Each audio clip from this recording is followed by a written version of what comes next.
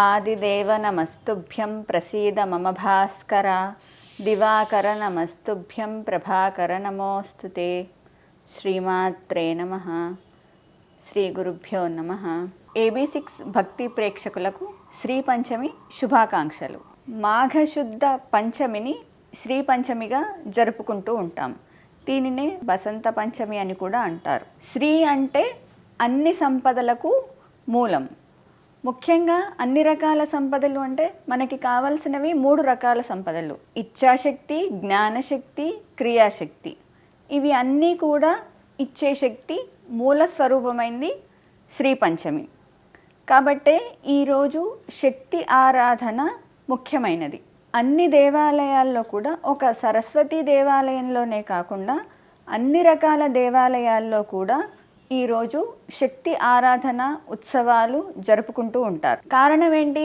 మూల శక్తి అనేది ఎక్కడ ఉన్నా దాన్ని తర్వాతకి మనం వ్యాపింప చేసుకోవడానికి ఎన్ని రకాలుగానైనా వ్యక్తీకరించుకోవచ్చు.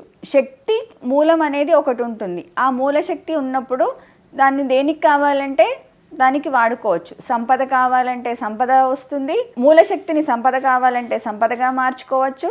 శక్తి కావాలంటే శక్తిగా మార్చుకోవచ్చు. కాబట్టి శక్తిని ఉపాసించడము అనేది ముఖ్యం.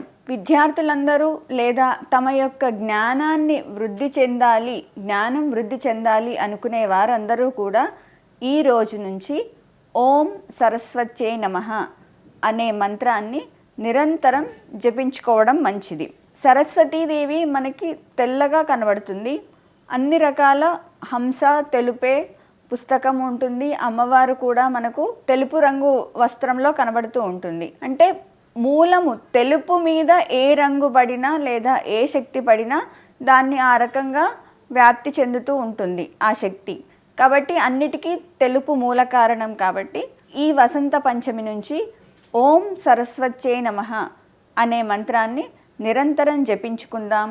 ఇచ్ఛాశక్తి, జ్ఞానశక్తి, క్రియాశక్తులను వృద్ధి చేసుకుందాం. శ్రీమాత్రే నమః.